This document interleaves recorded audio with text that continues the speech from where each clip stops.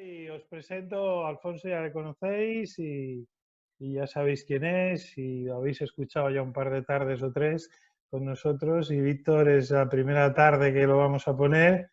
Anda ahí jugando con la maquinita y se le ha ido otra vez la... Y ahora espérate que te tengo que reiniciar sonido. ¿Qué andas tocando, Víctor? Porque te has apagado el sonido ahora y yo no te lo puedo reiniciar, no sé por qué. Lo inicia él ahí en el ordenador. Ahora, ya lo tienes ahí. No toques nada más, quieto. Digo que Víctor vive en la montaña, como el abuelo Miguel, aquel de la canción, en el Tablao, en Asturias. ¿Cómo está el tiempo por ahí, Víctor? Pues la verdad que bien. Parece que va a venir tormenta, pero con sol. ¿Sí? ¿Y cómo andan los osos? ¿Han despertado? Pues la verdad es que por lo que me cuentan, sobre todo desde como los que tengo más contacto con la Fundación Oso Pardo, que son los que están trabajando y pueden verlos, que nosotros no podemos salir de casa, llevo sin ver uno 2 meses, todo lo que llevamos de confinamiento. Ahí se andan poniendo vídeos por la red de los que se van con el coche, imagino que a trabajar, y persiguiendo osos por la Claro, carretera. Hay que tener mucho cuidado con esas cosas. Además, la insensibilidad de corretear a un oso por la carretera y retransmitiéndolo, esas cosas.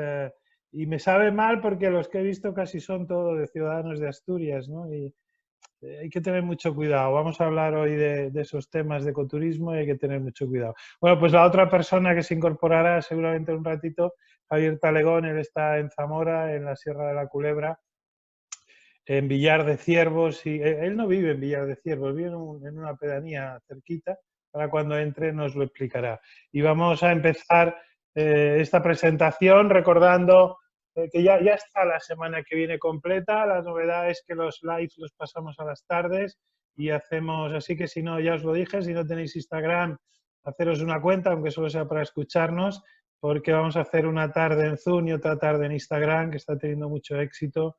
Y el lunes vamos a hablar con María Sánchez, una bióloga del Parque Nacional de Doñana, pero que hizo un buen trabajo también con tiburones y con leones en Sudáfrica. Va a estar con nosotros y vamos a hablar de Sudáfrica. Por la tarde del martes vamos a hablar de un proyecto nuestro que se llama La Aventura de Casarse, con dos chicas, Belén Sebastián y María Ferreiro, que tienen un proyecto muy bonito de wedding planners, de viajes también, y vamos a hablar de viajes de novios. Y el miércoles con Sonia, que es una compañera, amiga y que fue la que me enseñó a mí Myanmar la primera vez que fui, vamos a hablar de Myanmar, ¿no? Que como bien sabéis, y va el chiste malo de Matías Prat, es el país más sevillano del mundo, mi arma. ¿Eh? Y el jueves vamos a tener en Instagram yo llevaba persiguiendo a la isla del Hierro porque sabéis que es la única isla ecosostenible del mundo, autosuficiente, y va a estar la consejera de Turismo del Hierro hablándonos del Hierro, de su isla y porque este año empezamos. Vamos a empezar prontito porque ya tenemos peticiones y probablemente Canarias sí que podremos viajar este año, este verano o a primeros de otoño, y va a ser probablemente el primer destino que toquemos. Y el viernes que viene no habíamos tocado en 47 días el birdwatching, cuando el birdwatching también es una de nuestras especialidades, y entonces vamos a hablar a raíz de lo que hemos hablado esta mañana con Pepe Arcas, José Arcas, el pintor, todavía está colgado en la historia de nuestro Instagram, la charla que hemos tenido esta mañana con José Arca, el pintor, el artista, el viajero y la bellísima persona. Bueno, eso va a ser la semana que viene, ya están todos, ya podéis, a partir de mañana podéis solicitar las claves para entrar, y mañana esa también presentación preciosa acercándonos a ese mundo de los grandes felinos indios. Todavía resuena, creo que Alfonso, la última expedición que llevaste tú, ¿no? A ver todos los felinos de la India. Alfonso, ¿no me ¿No escuchas? escucho bien? Digo que todavía Ahora. te resuena que estuviste hace 2 años, ¿no? La última vez en Navidad recorriendo todos los parques para ver leones, tigres, leopardos, todos los felinos indios. Espectacular el viaje. Pues mañana vamos a recordarlo, pero no a través de las imágenes. Siempre utilizamos a los animales para presentarlo, por supuesto, mañana también, que utilizar las fotos, quiero decir, sino el impacto, lo mismo que hoy vamos a hablar, ¿no? Del impacto con la población local. Hoy traemos un modelo nacional a escala nacional y mañana un modelo a escala internacional. Y ahí vamos. Pero antes de empezar, la pesadez de cada día, pero en este caso mucho más pesado todavía, porque si bien en el folleto aparecen todos los que trabajamos en esta casa y dirigimos, pero cada día hablamos de otra gente, que es la gente local, que es Víctor, que es Javier, los guías locales, los empresarios pequeñitos, autónomos locales que nos acompañan. Pues hoy con estos dos que traemos yo creo que era también la manera de rendirles un poco ese homenaje, ¿no? Víctor, ¿te has parado el sonido? Póntelo otra vez, porque te iba a hacer una pregunta. Ahora, Sí, pregunta. Es que hay sonido por detrás y es para no molestar. Vale, no te preocupes. Digo que nosotros lo tenemos claro, ¿no? La importancia que tenéis vosotros, que conocéis los entornos, la naturaleza, el lugar donde trabajáis y el lugar donde habéis nacido y vivís. Lo importante que es el guía local en todos los proyectos de ecoturismo, ¿verdad? Sí, yo creo que además de que es una figura importante para garantizar pues, que el viaje sea, podríamos decir, más auténtico y que puedas descubrir realmente el paisaje de primera mano, también está en el ADN del propio ecoturismo, ¿no? La definición de ecoturismo lleva impresa la cooperación o la colaboración o el aporte a la población y la cultura local, ¿no? Entonces, bueno, pues eso en sí mismo yo creo que está en el ADN del ecoturismo y es algo también diferenciador de otro tipo de productos de turismo. Y la importancia también, el impacto que ese turismo tiene en esa España más vacía, ¿no? Que ahora está de moda ese nombre, tiene un impacto importante para la economía del local, ¿no? Pues sí, la verdad es que sí, sobre todo, bueno, concretamente yo, si hablando un poco de mi caso, por decirlo así, esta zona en la que yo vivo es una zona que fue fundamentalmente minera, la minería de carbón fue el motor económico durante los últimos años y ahora mismo pues el ecoturismo se está convirtiendo en el motor principal como alternativa a un sector, a un monocultivo industrial, pues el impacto que está teniendo es positivo ya no solo en los que nos dedicamos directamente al turismo, como guías o gente que tiene alojamientos, sino en la economía local, en productores locales a los cuales se hacen visitas, en los restaurantes, en los bares, en las tiendas. O sea, que es un poco, el impacto es positivo en todos los sentidos y eso es lo bueno que tiene este tipo de producto. Bueno, pues también os hablo muchas veces, creo que es la primera vez que lo refiero aquí, que para nosotros el turismo nacional es muy importante, ¿no? Porque el que tiene la suerte de visitar Asturias con Víctor o con Alfonso, con Víctor, conmigo, con cualquiera, y ver luego, pues a veces vamos a Guadarrama, pero la mayor parte de las veces vamos a La Culebra y a Palencia, pues después le entra el gusanillo, ¿no? Entonces nosotros incluso exportamos esa experiencia en este momento, y, bueno, no sé este año si van a salir, pero cada año sale la expedición al Yukon con Alfonso Palazuelo y la expedición Helstug a la Columbia Británica con Ignasi Castelví, buscando osos y lobos, ¿no? Y la más importante, no sé si estará por ahí, porque se conecta cada tarde, pero ya la habéis escuchado, José Carlos y Alfonso, básicamente José Carlos, pero Alfonso y yo también acompañamos varias veces este producto que tenemos en el lugar de Europa con más concentración de osos, que es Rumanía. Bueno, pues todo eso forma parte de nuestro universo alrededor del mundo del ecoturismo y lo mismo que hacemos en Rumanía es lo que hacemos en Asturias, porque en Rumanía no dormimos en hoteles, dormimos en alojamientos rurales de la población local y nuestros guías son gente locales. Pues imaginar en Canadá, tanto en el Yukon como en Helstug, en la Columbia Británica, en Canadá, nuestros guías locales son los indios Yukon, de la reserva Yukon que hay en el norte de Canadá, y en la expedición Helstug de la Columbia Británica son la comunidad local de los indios canadienses que viven en esa zona del norte de Vancouver. Trabajamos con ellos, pues es la misma, exactamente la misma experiencia para todos.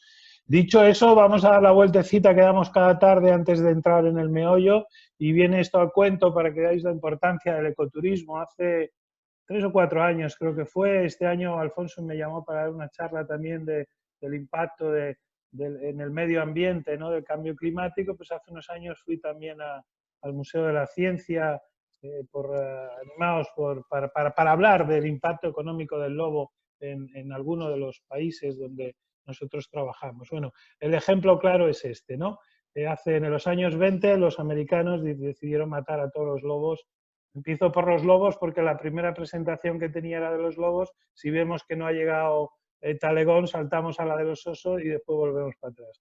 Pero el impacto económico que tuvo para la población local y el impacto ecológico que tuvo en Yellowstone el exterminar a los osos fue terrible. Al exterminar a los osos, al oso gris, los grandes ciervos americanos se reprodujeron de tal forma que ocuparon todo ese nicho y produjeron una escala que la cadena trófica fuera terrible, ¿no? Aquí tenéis un gráfico también que nos habla de eso, tanto los antílopes, los ciervos, se reprodujeron tanto al no tener un predador natural, porque el coyote es muy pequeño para cazar estos grandes animales y bueno, se acabaron prácticamente con las reservas de verde que había en el parque, con ello desaparecieron los castores, aquellos pequeños lemmings desaparecieron, que es de lo que vive el coyote y el zorro, y algunas de los halcones que poblaban el parque,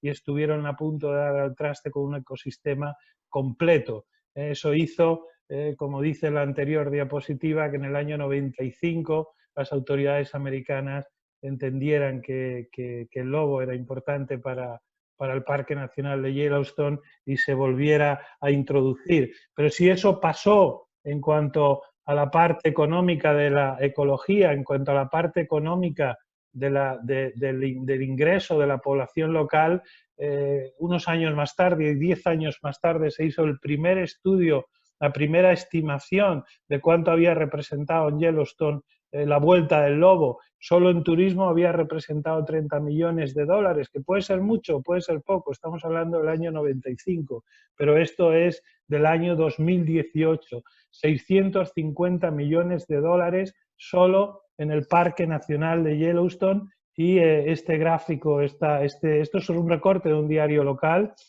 solo en cuanto a trabajo, pues ahí tenéis las cifras, ¿no? Se reprodujeron, más de casi 7.100 trabajos dependientes del parque, de los 4,1 millones de visitantes y los 650 millones de dólares que representa en la actualidad el turismo del lobo. Alfonso, como director de ecoturista.com y como asesor de varias organizaciones que trabajan en el ecoturismo, aquí en España esas cifras también se podían replicar, ¿no? Ya directamente, es decir, no haciendo cábalas, sino con datos reales. Bueno, hay un dato muy contundente. En un país turístico o hasta hace 2 meses muy turístico como es España, segundo destino en el mundo y 83 millones de visitantes, que no son pocos si los pones uno detrás de otro en línea. Bueno, pues todo lo que eso genera, el 6%, es directamente el producto ecoturismo. Así que son muchos ceros, lo que... No solo ceros, sino imagínate que estamos hablando de que en esa España vaciada que vive el ecoturismo vive una parte de población muy pequeña, y eso, lo que explicabas tú, Víctor, ¿no? Hace un momento, que para el entorno del área de Asturias, por ejemplo, no solo ya del Tablao, de la zona de Gañá, donde tú vives, sino para Asturias también se están dando ya algunas cifras importantes de cuánto representa el ecoturismo. No sé si has escuchado. Hola, ¿me has escuchado o no? Sí, te escucho, sí, efectivamente. Aquí en esta zona el impacto la verdad es que es muy, muy positivo, porque sí que es cierto que aquí ahora mismo no hay datos que lo, podríamos decir, que lo calculen. Ahora mismo nosotros estamos dentro del Club de Ecoturismo de España con un observatorio de ecoturismo para ver ese impacto precisamente, pero sí que se ve que en la economía local y sobre todo en el movimiento local y en la credibilidad local, que es muy importante. Ya no, hablando de términos de economía, por supuesto, porque al final vivimos de economía o el mundo se mueve por economía porque es con lo que intercambiamos para poder alimentarnos y demás, pero sí es cierto que la credibilidad en el territorio se nota que va creciendo y la visión hacia las especies, como en el caso nuestro del oso pardo, pues cada vez es más positiva. Ujú. Y eso además, tú que eres de familia de ganaderos, ¿no? Eso lo puedes aseverar tú, porque el lobo, el oso, en los lugares donde hay ganaderos siempre ha sido mal visto, pero este tipo de turismo está haciendo que vuelva la confianza en estos animales, ¿no? Sí, la verdad es que la visión cada vez está cambiando hacia algo más, pues un poco conservacionista, en el sentido de que la gente va entendiendo la importancia que tiene la especie, va entendiendo también, bueno, pues como digo yo siempre, es un vecino con el que hay que convivir, es lo mismo que si tú vives en una comunidad de vecinos y hay vecinos que te pueden caer mejor o peor, o que pueden ser más o menos ruidosos según tu propio gusto, pero dentro de las normas cívicas, ¿no? Y de las normas de convivencia, pues bueno, hay que hacer lo posible por convivir. Y sí que es cierto que cada vez más la gente lo está entendiendo y sobre todo porque le está viendo la parte positiva económica, mientras que antes la gente, claro, el modelo de vida de antes de estos territorios era vivir de lo que producían. Si un oso, un lobo o cualquier animal te atacaba tus intereses y te destrozaba algo, tú solo veías que pérdidas. Para ti ese animal no tenía nada positivo, nada más que pérdidas, ¿no? Y ahora pues la gente está viendo las partes positivas y entiende que hay que buscar un balance, un punto medio. Ujú. Bueno, este es el viaje que planteamos hoy, ahí en esa zona donde Alfonso nos ha señalado en los dos mapas, pero vamos a saltarnos la parte del lobo hasta que nos llegue nuestro compañero Javier Talegón y nos vamos directamente, Alfonso, a Asturias, ¿no?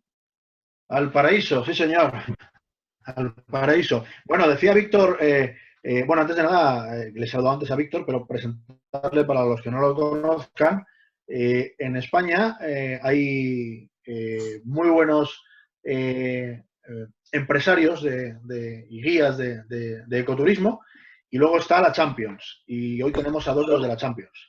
Eso es un poco a modo presentación, ¿no?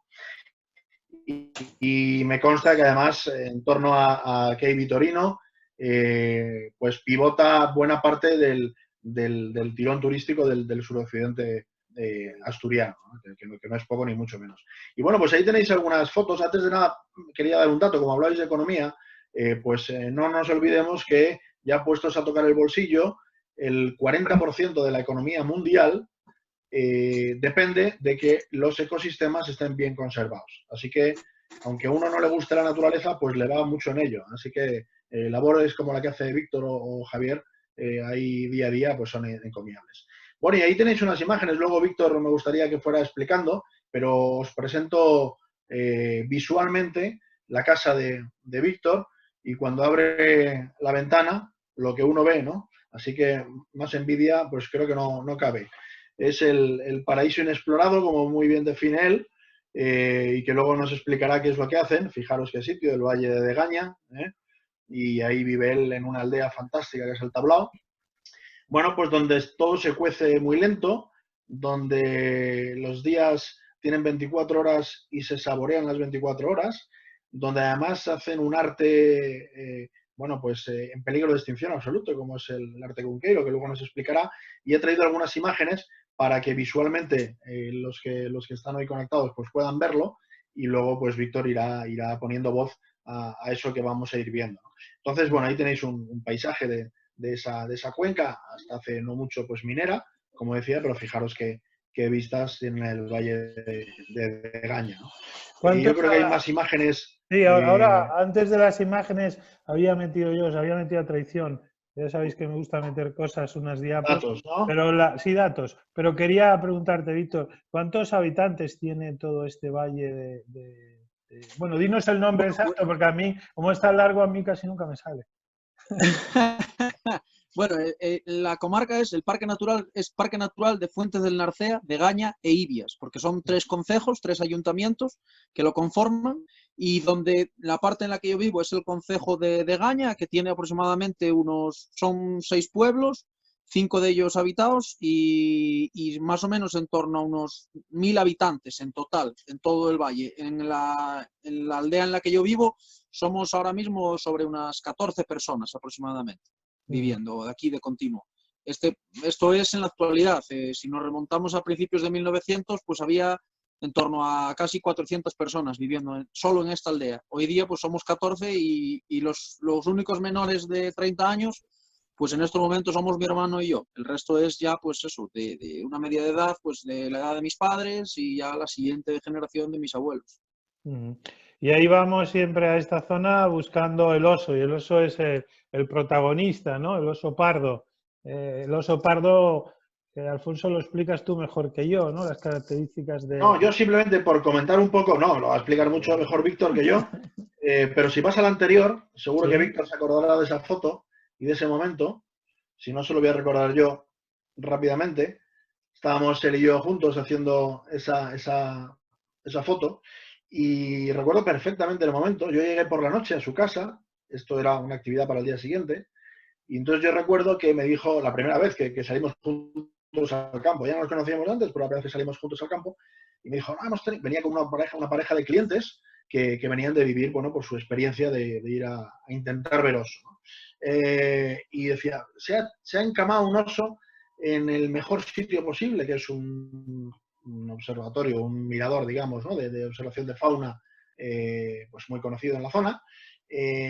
Dice, a ver si tenemos suerte, aguanta ahí y mañana por la mañana, antes de que salga el sol, estamos ahí a ver si hay suerte y le vemos levantarse, ¿no? Bueno, yo creo que dormí toda la noche así, con los dedos cruzados, para que se hubiera encamado ahí. Y bueno, pues esa es la imagen que vimos a la mañana siguiente, que fue un momento espectacular.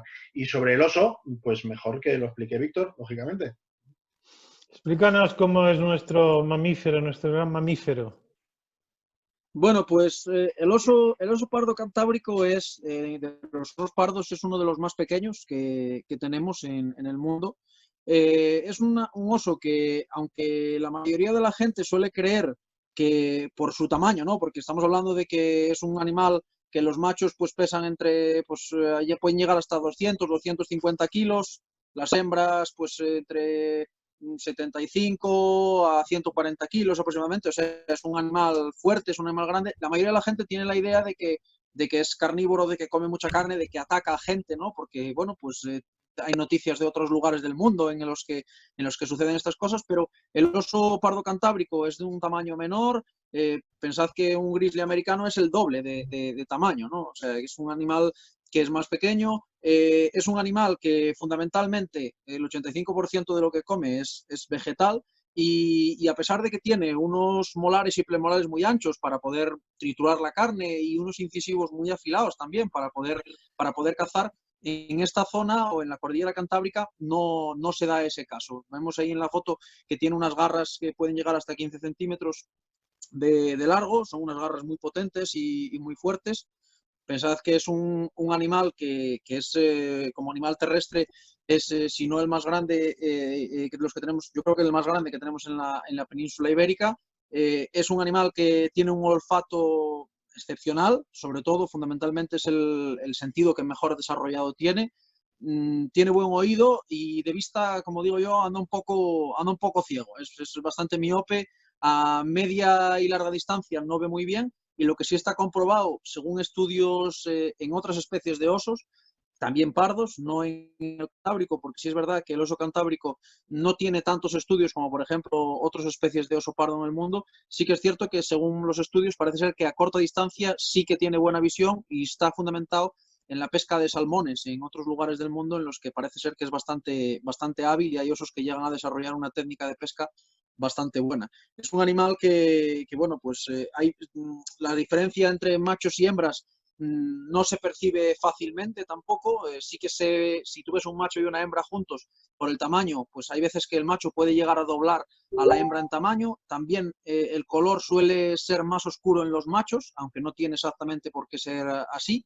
Y es un animal bueno, hay mucho mito o mucha historia con el tema de la hibernación también, pero es un animal que aquí en la cordillera cantábrica, por adaptaciones al medio, fundamentalmente vegetal, y por la condición de latitud de la península ibérica, es más pequeño que otros y los procesos de hibernación son más cortos o incluso en muchas ocasiones los estudios nos están diciendo que incluso inexistentes ya. Hay muchos osos que prácticamente ya no hibernan, ¿no? Es un animal que la verdad es que no te cansas de verlo, es excepcionalmente bonito. Tiene un pelaje muy fuerte, pero curiosamente cuando hacemos las salidas casi todo el mundo se queda bastante impactado cuando encontramos pelos de oso, porque a pesar de ser un animal que lo ves como muy peludo y demás, tiene unos pelos muy finos que son prácticamente como los pelos humanos, de grosor, incluso hasta de tacto, parecen vello humano, y lo que tiene, la condición o la característica que tiene es que la parte de la punta del pelo es de color ocre, de color más blanquecino, y eso es lo que le da el aspecto de oso pardo.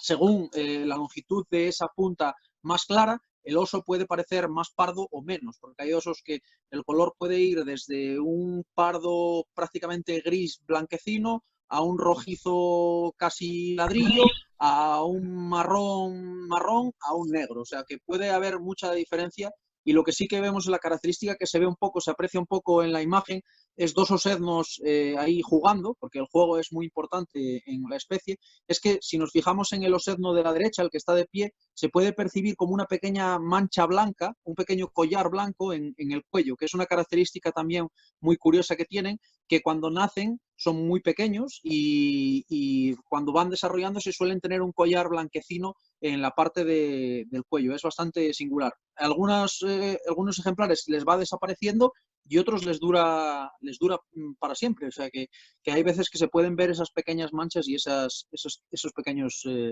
diferenciadores que los que estamos todo el día detrás en la observación, pues a veces puedes llegar incluso a conocer a la especie, ¿no? Hay gente, incluso hasta algunos osos, pues hasta les pone nombre, ¿no? A mí me parece un poco atrevido porque tampoco, ¿no?, ponerle nombre a un oso por a lo mejor alguna característica o cosas así, pero bueno, sí que es verdad que la gente que estamos de ello, en ocasiones por ese tipo de manchas también se pueden diferenciar. Lo que sí se ve también es que los osos cuando nacen son muy pequeños. La mayoría de la gente, yo en las rutas cuando salimos siempre le pregunto a todo el mundo, ¿cuánto crees que pesa un oso cuando nace? Y casi todo el mundo, pues casi nadie acierta, porque suelen decir un peso mucho mayor a lo que es, ¿no? Estamos hablando de que un oso cuando nace pesa entre 300 y 500 gramos. Es una especie que nace muy pequeña, nace sin pelo, con los ojos cerrados y va desarrollándose. Y ahora mismo las que salen normalmente nacen en enero, febrero, y es ahora cuando, en este momento, en abril, mayo, cuando empiezan a salir de las oseras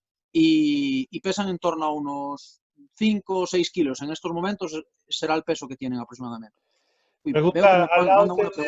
sí, al lado tenéis un mapa de la distribución del oso. Hablamos en España de tres poblaciones, las de la que vamos a hablar hoy, de los picos, y después hay otra en los Pirineos, que también os voy a comentar un poco, os vamos a comentar un poco, pero esa sí es reintroducida. Pero el oso que estamos hablando es el oso ibérico.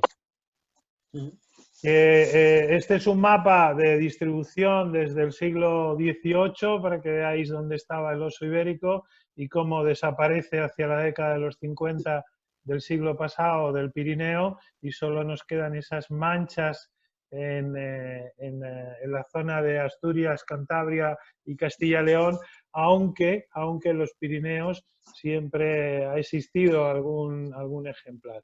El otro día... Sí, incluso, sí. Sí, dime.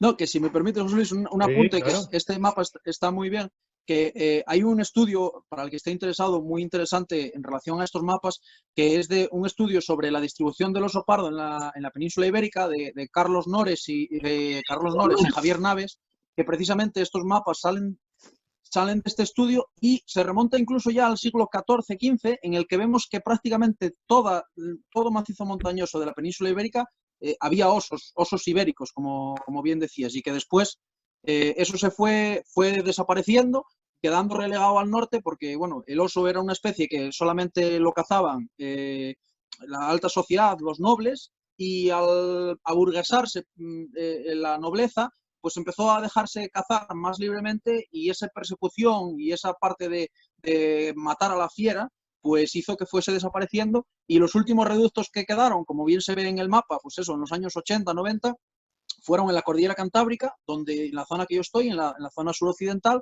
en la zona de Fuentes del Narcea, Somiedo, la zona del Alto Sil, en Castilla y León, es donde quedaron ahí unos pocos más de ejemplares. Luego la parte oriental de la cordillera Cantábrica, la montaña palentina, que ahí está bien señalada, y algún punto que se ve ahí en Pirineos, en la zona de Aragón y por ahí, que desapareció. Y la población que tenemos en la cordillera cantábrica actualmente ronda en torno a los 300, 350 osos aproximadamente. Bueno, estos datos son un poco más de 2018. Ahora mismo sí, sobre 300, 330 ejemplares en total.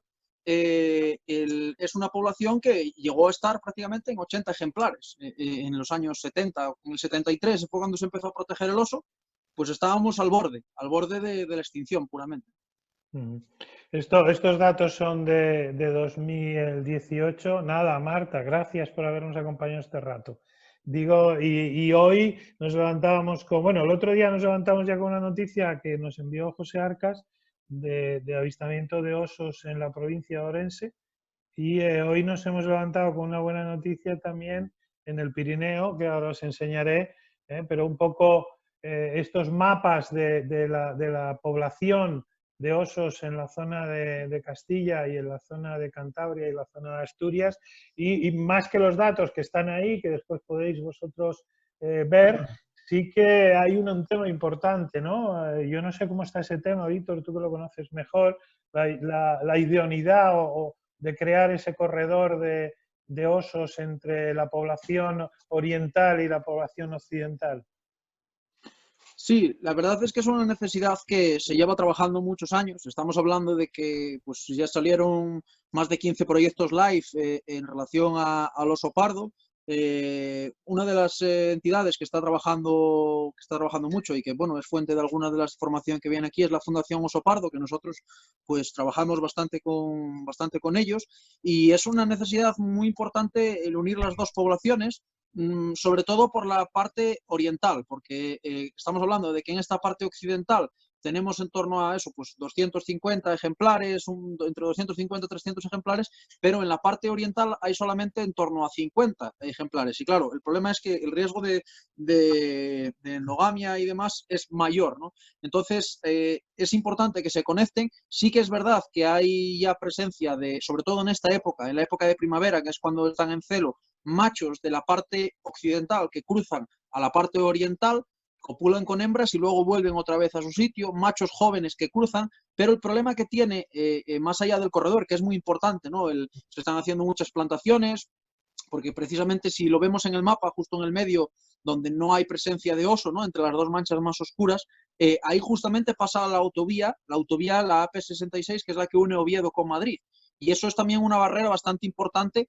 Hay una autovía y además hay un embalse, el embalse de Luna. Entonces es una barrera bastante importante para la especie. Se lleva también trabajando mucho en la reforestación, porque precisamente pues debido a incendios, a cortas masivas en su día, y sobre todo también por las propias características del paisaje más calizo en esa zona central, el paisaje de Luna, precisamente se llama así por eso, parece un paisaje lunar, es un paisaje en el que el oso no tiene mucho refugio, entonces se están haciendo muchas plantaciones y mucho trabajo para acondicionar el hábitat y que los osos crucen de un lado para otro. Es un trabajo que lleva muchos años, que va muy despacio, pero que poco a poco parece que se está consiguiendo bastante. Lo que sí que se está viendo es que cada vez más la tendencia es de la parte occidental, donde nosotros estamos, al crecer la población y ser una población mayor, se está dispersando más también hacia el oeste. Es decir, que ya tenemos presencia de un oso en Portugal, presencia de algún oso en el norte de Zamora, ya está ahora mismo, hay un proyecto live en funcionamiento en la Sierra do Courel, en Galicia, o sea que el oso poco a poco se va distribuyendo e incluso hacia el norte, llegando hasta la zona de algunas zonas de costa. Este es el periódico de hoy, el periódico Cataluña de hoy. La noticia, página completa también de ese afianzamiento de los osos. Aquí además tienen otro problema. Aquí no solo se ha de convencer a los empresarios de que el oso es bueno para la economía y de que esos ataques a rebaños, bueno, pues si hay una política de recompensa, de pagar esos animales muertos positiva, pues será positiva. Pero aquí nos encontramos con un problema un poquito más grande que el vuestro, que es que las pistas de esquí del Valle Arán generan mucho movimiento económico y entonces el lobby de empresarios del sector de la nieve también impulsa mucho esa protesta. Lo importante es que en el último censo, donde hemos visto la diapositiva anterior, se hablaba de 40 osos en 2018 y el último censo que se ha acabado ya está dando 52 ejemplares, es decir, 12 animales más el año pasado, y eso es importante. Estos son datos también estos del diario El Comercio, de finales de principios del 19, y hablando de la importancia del ecoturismo, del turismo del oso en la Comunidad Económica Asturiana, en la Comunidad de Asturias, importe económico de 1 millón de osos. Y bueno, Víctor, ¿esto eres tú? Esto no es un oso, esto eres tú. Bueno, podría ser un oso también, ¿eh?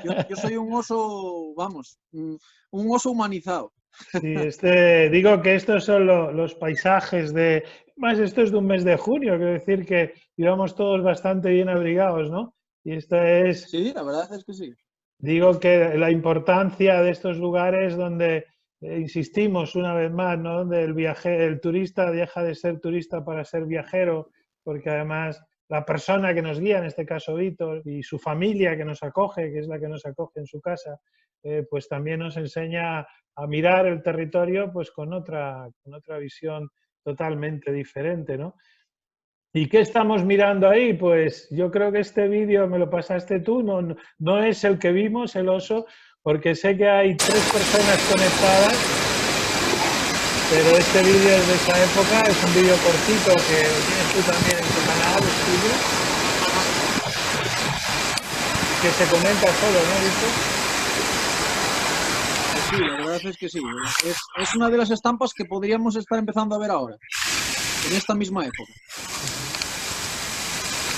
Pues la última vez que estuve contigo estuvimos 3 días buscando, lo encontramos, pero hay por lo menos 2 de los que están escuchando estaban durmiendo la siesta debajo de un árbol y no lo pudieron ver. Es una imagen preciosa, ¿no? Normalmente los avistamientos, la mayoría son en esa distancia, ¿no? Con telescopios.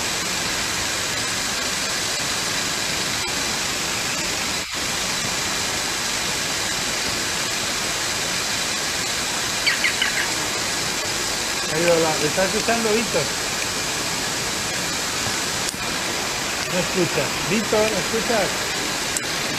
Sí, se te oye cortado, pero te oigo, más o menos. Digo que los avistamientos normalmente se ven en esta distancia con los binoculares y en tu caso también con telescopios. Sí, los avistamientos siempre se hacen a distancias normalmente de una ladera a otra, siempre cumpliendo pues con un código ético de observación para no molestar al animal, claro. Nosotros además, cada empresa que se dedica a la observación en el parque natural tiene que tener un permiso con los puntos de observación autorizados, el número de personas y todos los animales que ve para certificar y colaborar en el censo. Dice otro friki de los animales que está por ahí, José Carlos. Dice, lo interesante de ver a Víctor sobre el oso y hablar sobre el oso en la presentación, dice, imaginarlo en el campo, cosa que despreciamos casi todos los que estamos ahora por aquí de haberlo vivido en directo, ¿no? Pues como ir con José Carlos a cualquier lado al campo también, ¿eh? Bueno, que digo, también la importancia de la zona es formáis parte de varios ecosistemas, ¿no? Uno es el parque natural. ¿También sois reserva de biosfera?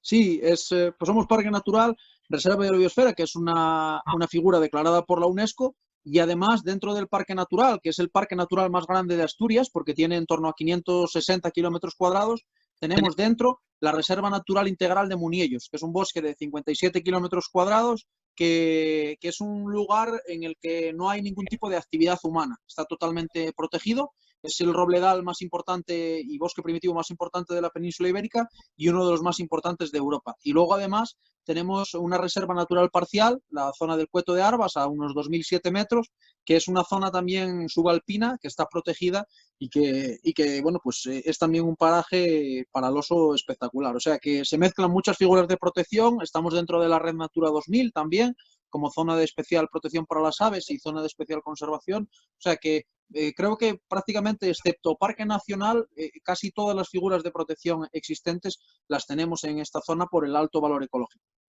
Y cuando hablamos de esas figuras de protección, haceros la idea que hay una figura que protegen a la fauna y otra que protegen todo, incluso a Víctor, ¿no? Y la reserva de la biosfera es eso. Y Víctor en su proyecto de vida, en su proyecto empresarial junto con su familia, también son importantes porque recuperan esas tradiciones que se van perdiendo en la España vaciada, ¿no? Como en tu caso, que sigues elaborando, sigues haciendo madera, ¿no?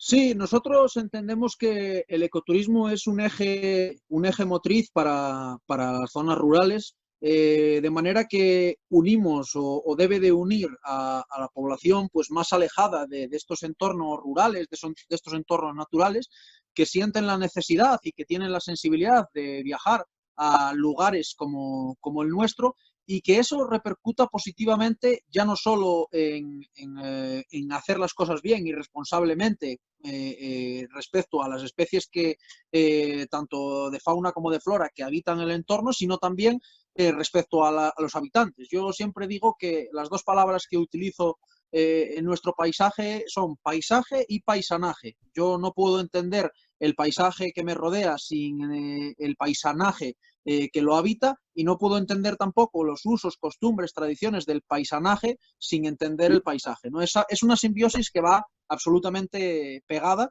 y que nosotros procuramos, pues eso, para completar la experiencia, mezclar, pues como vemos ahí en las fotos, avistamientos de fauna con búsqueda de rastros, con artesanía de madera tradicional, con nuevas tecnologías utilizando la realidad aumentada y con la gastronomía, por supuesto, que es importantísima. Bueno, este es nuestro alojamiento también, un sitio confortable para descansar, silencio absoluto, por suerte.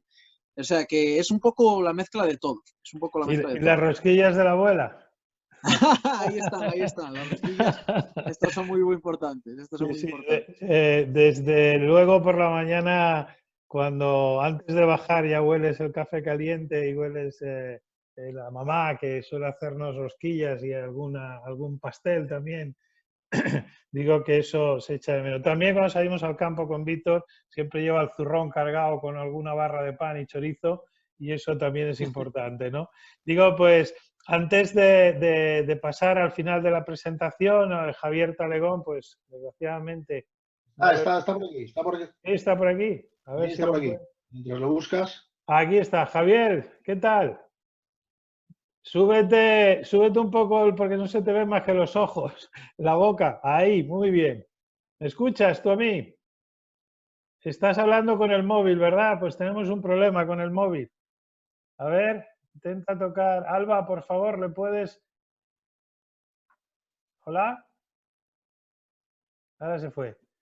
Bueno, Tengo... mientras Mientras... arreglas ahí todo. espera, que ya está aquí otra vez, a ver si ahora le podemos reiniciar. Javier, ¿escuchas tú? Pero no te oímos. Sé que si estás con el móvil, Alba suele hacer algunas cosas. Alba, si me eres tan amable, que sé que estás por ahí, explícale por el chat a Javier cómo va a hacer funcionar El audio. su audio, por favor. Decía, si mientras está Javier ahí conectándose, un poco, bueno, ya habéis escuchado y escuchar a Víctor es como para coger unas palomitas y estar horas escuchándole, porque es un libro andante y al aire libre. Ya habéis visto las vistas que tienen desde esas habitaciones en su casa. Un poco al hilo de lo que comentaba José Luis, de las imágenes históricas del oso, pues efectivamente, en el siglo X y el hilo de lo que comentaba Víctor, de ese estudio de Javier Naves y compañía, en el siglo XVI-XVII había oso en Tarifa y en Murcia. O sea, que fijaros de lo que estamos hablando, ¿no? Y luego, en cuanto al corredor, que lo ha explicado fenomenal Víctor, pues sí hay registros desde el año 2008 en el que se detecta esa mezcla que bien explicaba Víctor, los primeros híbridos, por así decirlo, ¿no? El resultado del macho occidental con la hembra oriental. En el año 2008 se empiezan a detectar ya ejemplares genéticamente mezcla, ¿no? Y bueno, pues hace poquito, hace no mucho, Guillermo Palomero, que es el presidente de la Fundación Oso Pardo, incluso ya hablaba de que podíamos, afortunadamente, empezar a hablar ya de una sola población, ¿no?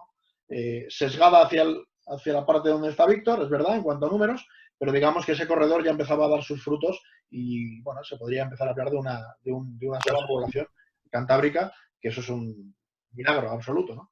No sé si Javier estaba por ahí Javier, a conectado. ver, es que no hay manera que te entre el sonido, tienes que tocar, ahora no recuerdo lo que era, se me ha ido, pero si estás por el... ¿Ahora a ver? No, no se escucha.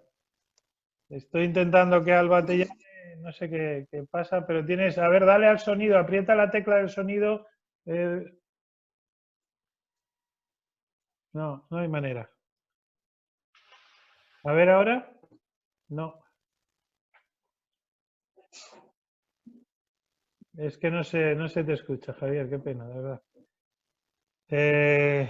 Mientras localizo, Concha, que sé que está por ahí, llámate a Alba y que llame a Javier y que le explique cómo poner el sonido, por favor. Digo que mientras Javier intentamos saber cómo arreglamos el sonido, a ver ahora. Sé que algo andas tocando y se escucha un pequeño ruido de fondo, pero a ti no se te escucha. ¿Hola? No hay manera. Bueno, te va a llamar Alba a ver si lo podemos solucionar. Digo que dentro de ese viaje que hacemos de osos y lobos, pues Javier Talegón de Yobu, él está en esta zona de la meseta de Zamora, de la Sierra de la Culebra. Ya os hablé de él el día que hablamos de los viajes en familia y alguna de las fotos que vamos a ver ahora también se vio, y es esa guía local, es esa persona de confianza nuestra que nos acompaña y que sabe más del lobo, yo creo que hasta que el lobo mismo, ¿no? A veces. Entonces, con él hacemos... También es cierto que hay un personaje por ahí que nunca logro que se nos conecte, que es el que nos provee de estas fotos también hechas con, la mayoría de ellas con cámaras de fototrampeo. Es Manuel Sosa, que también vivió una temporada por allí, es nuestro guía en Andalucía con el tema del lince, y él también ha estado por esta zona. Un poco, Alfonso, también hablando del censo de lobos, ¿no? En tanto esta como la siguiente diapositiva pertenecen a esa asociación de voluntarios del Censo del Lobo.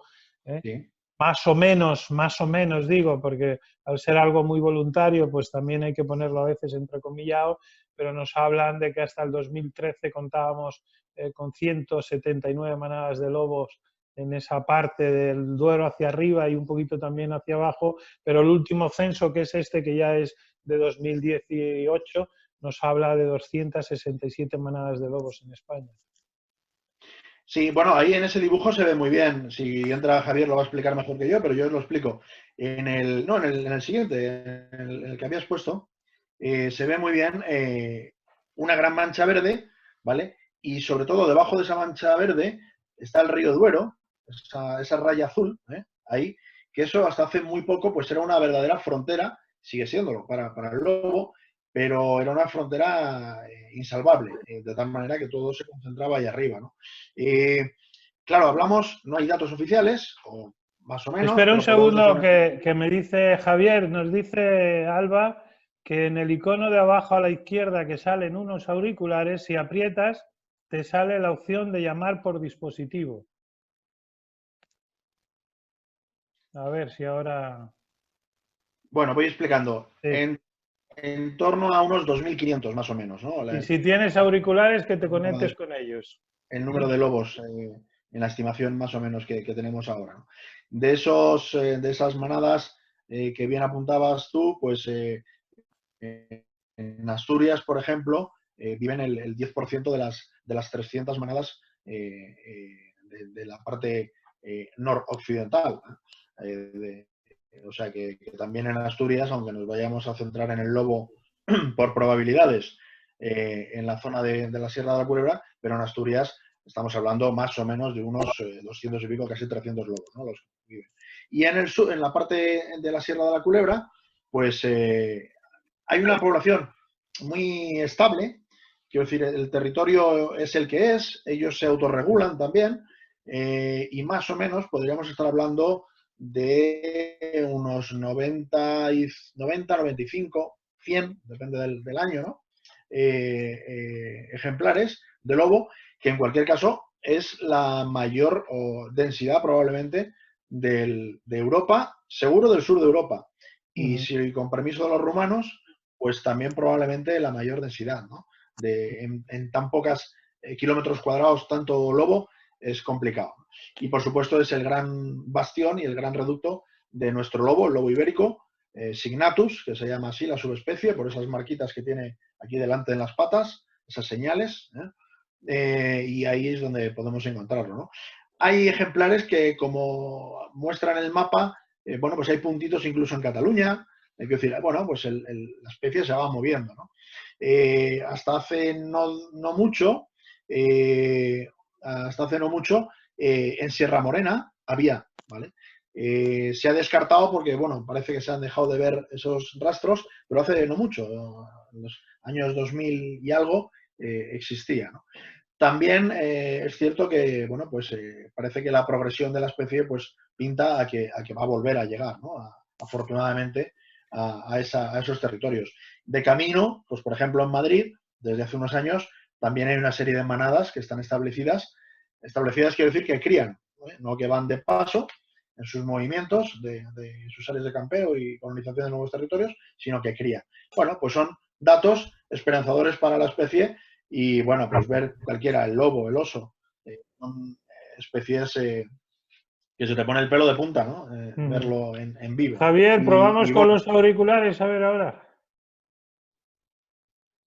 Ponte los auriculares. ¿Y has apretado la tecla verde que nos decía Alba o Concha? A ver. ¿Hola? Se escucha algo, pero muy poco. ¿Has tocado la tecla verde esa famosa? A ver, ¿ahora? No hay manera, yo no te escucho, hijo. Ay, qué mala suerte. Sí, porque es un lujo tener a Javier. Bueno, seguro que hay que buscarle un hueco en la agenda para que nos explique. Sería un pecado no escucharle. Sí. Bueno, ahí tenéis una imagen de lo que es el paisaje. Si antes veíamos esas montañas verdes y bosques otoñales donde vivía Víctor, bueno, pues al sur de donde vive Víctor, prácticamente en línea recta, está la Sierra de la Culebra, que es paisaje no tan abrupto, no tan montañoso, pero son 1000 y poco, 1200, 1300, ¿vale? Pero sí es un paisaje de horizontes abiertos, de paisaje dominado por los matorrales, por el pinar, sobre todo, que entre otras cosas es lo que ha hecho que sea un buen lugar para que el lobo encuentre la protección, ¿no? Cuando en la España del siglo pasado, de mediados del siglo pasado, se reforestó y eso permitió que el lobo se pudiera guarecerse y criar ahí, ¿no? Y ahí veis un poco el paisaje. Yo, salvando las distancias, tengo escrito un artículo que os apetece leer en el ecoturista.com dedicado a la observación, bueno, lo mismo que lo tengo con Víctor, la observación de oso, de Gaña, pero lo tengo también de lobo en la Sierra de la Culebra con Javier, con Jobu. Y salvando un poco las distancias, el paisaje me recuerda a Denali, en Alaska, esos horizontes de tundra allí, aquí digamos la tundra a lo nuestro, y al fondo, aquello que son nubes, por debajo de las nubes también son montañas con nieve, un poco como el Denali, ¿no? que se levanta ahí. En fin, me recuerda mucho. El paisaje, bueno, pues es un poco el que estáis viendo. En las siguientes imágenes ahí veis esas montañas del fondo, donde un poquito más a la izquierda estarían las montañas de Sanabria, son 2000 y pico metros de altura también. Y eso es un poquito el paisaje. Y en esa foto se ve parte importantísima del paisaje que hablaba antes Víctor, que en este caso tiene forma de pastor y tiene forma de ovejas y de mastines, ¿no? Porque no se puede entender la Sierra de la Culebra sin el mastín español y sin esa relación eterna casi del hombre y el lobo y lo bien gestionado que lo tienen allí, ¿no? Javier eso lo hace fantástico cuando hace sus salidas al campo, Sí. como el mastín, el pastor, es parte más es que es el mundo del lobo. Si al final lo explica muy bien cuando entras a su web, el primer mensaje, ¿no? Al final ver el lobo va a ser lo de menos, y es verdad, porque el lobo no es o lo veo o no lo veo. Si lo veo es fantástico, si no lo veo vaya porquería de actividad. No. Es una maravilla estar con Víctor o estar con Javier en el campo, escuchando, con las orejas así, lo que están explicando, porque es que ya al final dices, pues efectivamente, si lo veo, bien, y si no lo veo, pues oye, chapó, porque es que estoy Eso es entendiendo las cosas. lo que explicábamos estos días también en Doñana, ¿no? La paciencia que hemos de tener en el campo, pero sobre todo que la actividad es conocer un territorio, conocer una forma de vivir, y si al final vemos el lobo, pues será el premio 100. A ver, Javier, háblame. No hay manera, chicos, no hay manera. Ya lo Bueno, intentaremos. para ver el Digo, lobo también hay un recurso muy bueno ahí en la Sierra de la Culebra, que es el Centro de Interpretación del Lobo. Pedraza. Sí, ahora íbamos a hablar de eso. Digo, Alfonso, que hace unos días publicaba El País un artículo y el mismo articulista decía que cada autonomía legisla de una forma diferente. Hablo que ya algo recuerdo yo siempre, y que en algunas son más lasas, otras más duras, y que el futuro del ecoturismo y de los espacios naturales también estaría en tener unas reglas básicas para todas las comunidades, ¿no? Bueno, ahí está, por ejemplo, la Asociación de Ecoturismo en España, pues aglutina a toda la oferta de ecoturismo profesional, ¿no? Tanto de destinos como de empresas, como de alojamientos, que trabajan en la misma línea y que es una buena línea de lo que eso debería ser el ecoturismo en España. Entonces, bueno, es muy complicado en un país donde tenemos el poder transferido a las autonomías poner de acuerdo a todos, ¿no? Es muy complicado. Pero bueno, hay iniciativas como esta que intentan ahí formar parte de ese camino en lo que debería ser hacerlo bien, ¿no? El verdadero ecoturismo, que es que no nos queda otra que hacerlo bien. En estas Pues fotos, fijaros, ahí veis, bueno, ese de la barba es Javier, mirando por el telescopio en una de las salidas al campo. Y igual que Víctor pues usaba esas nuevas tecnologías con la realidad aumentada, pues parte importantísima, además de mirar por el telescopio o por los prismáticos, pues es cuando, digamos, el pico de observación o de papeletas de poder ver al lobo, ¿no? Porque al final el tema es tan sencillo como que el lobo vive de noche y cuando él se va a dormir, que tú te estás levantando, si oscurece por el pasillo, pues tienes suerte y lo ves, ¿no?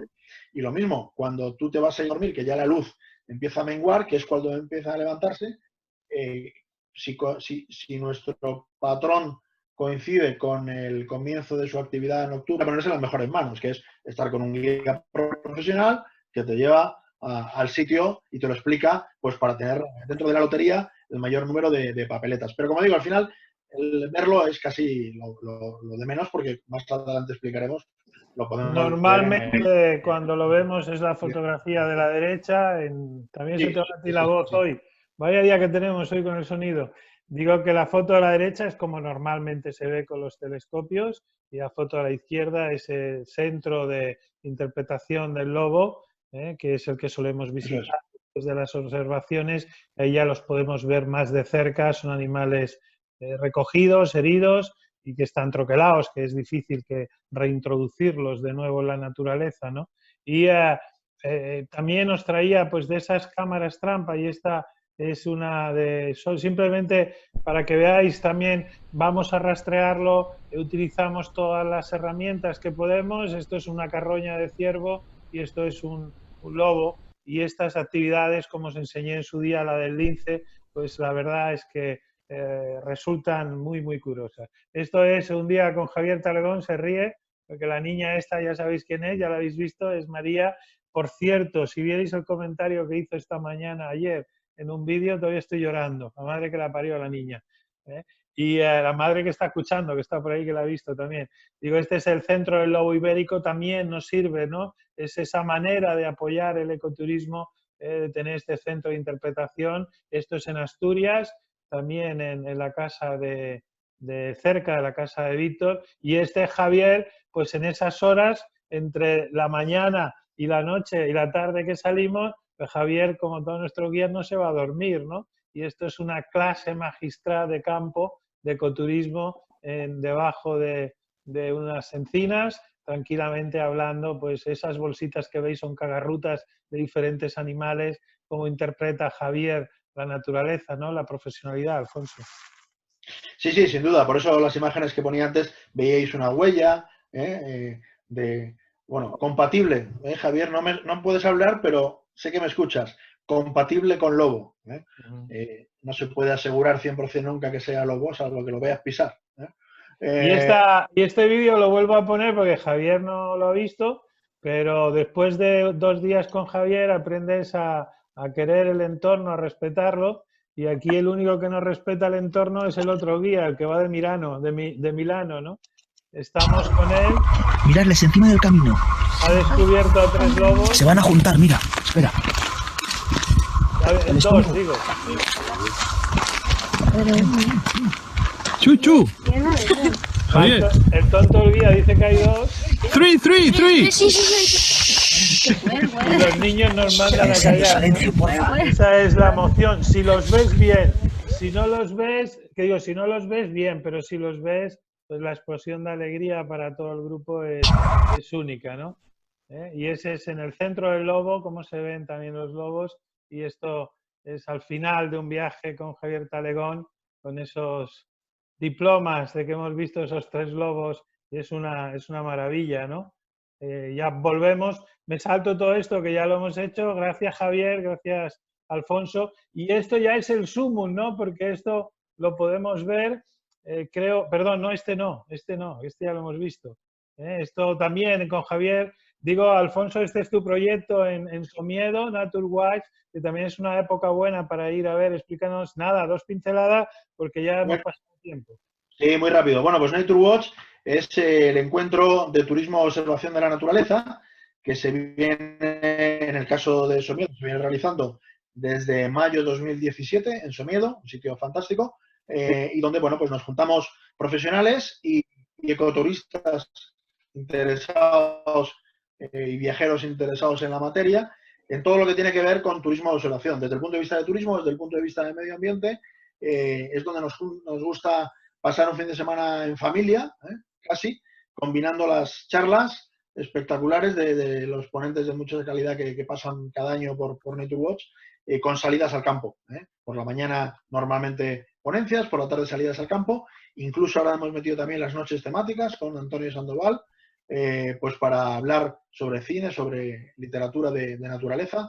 Y en fin, es, ya digo, 2-3 días inmersos en la naturaleza, bueno, pues donde lo pasamos como enanos, ¿no? Así que animaros a apuntar en la web a este de año, si todo va bien, después del verano, claro.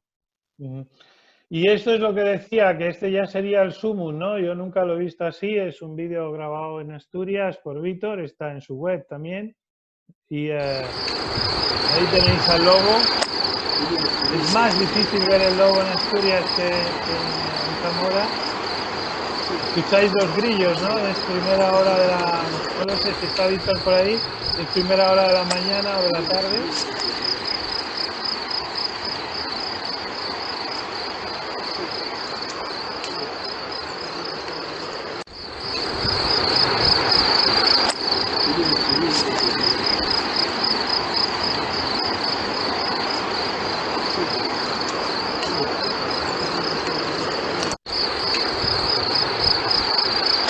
Y ya esto, si juntas las 2 cosas, pues has llevado un viaje feliz, ¿no? Por eso normalmente en estos viajes que partimos de Madrid y de Barcelona, podemos empezar siempre por la Culebra y acabar en Asturias, a no ser el viaje que hacemos de una semana, que empezamos en Oviedo y bajamos toda España, desde Asturias, como veis ahí, hasta Andújar o hasta Doñana. Estos son los 2 programas que tenemos ya abiertos para esta nueva temporada. Si entráis en YouTube ponéis lobos o osos, de osos hay 14 vídeos, de lobos hay menos, 4 o 5, pero de todos esos proyectos de osos y lobos, no solo de Asturias.